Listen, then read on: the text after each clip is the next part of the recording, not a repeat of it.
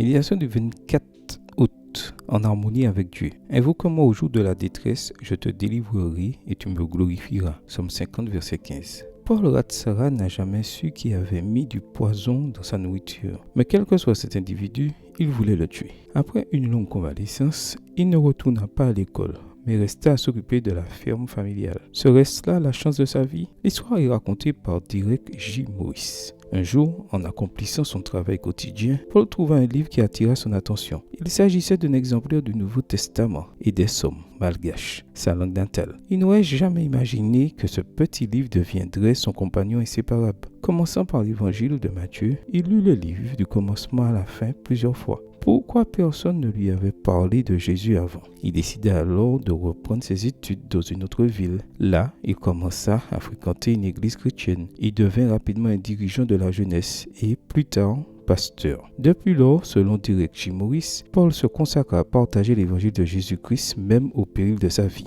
L'une de ses expériences difficiles eut lieu à Kinshasa, la capitale de la République démocratique du Congo. Paul marchait dans la rue quand un homme armé le força à monter dans un véhicule où deux autres hommes armés l'attendaient. Ils le dépouillèrent de ses affaires, puis le menacèrent de mort. Alors Paul se souvint de notre verset d'aujourd'hui. Invoque-moi au jour de la détresse. Un sentiment de paix profonde inonda son cœur. Je suis un missionnaire venu de Madagascar et je suis ici pour servir Dieu et l'humanité, y compris vous, leur dit-il. Peu après, les criminels commencèrent à se disputer. Finalement, leur chef dit « Nous ne lui ferons aucun mal, c'est un homme de Dieu. » Soudain, le véhicule s'arrêta et lui dirent « Pasteur, vous êtes libre, vous pouvez partir. » Que fit Paul? Au lieu de fuir, il leur demanda de le ramener en ville. Ils acceptèrent et sur le chemin du retour, ils lui rendirent ce qu'ils lui avaient volé et lui indiquèrent quelle rue ne pas prendre parce qu'il pouvait y avoir des bandits. Qu'apprit Paul Ratsara de son expérience? J'ai appris, dit-il, que pour vivre, il faut d'abord être prêt à mourir. Pour être libre, il faut être libéré de la peur de la mort. Ma prière quotidienne est d'être en harmonie avec Dieu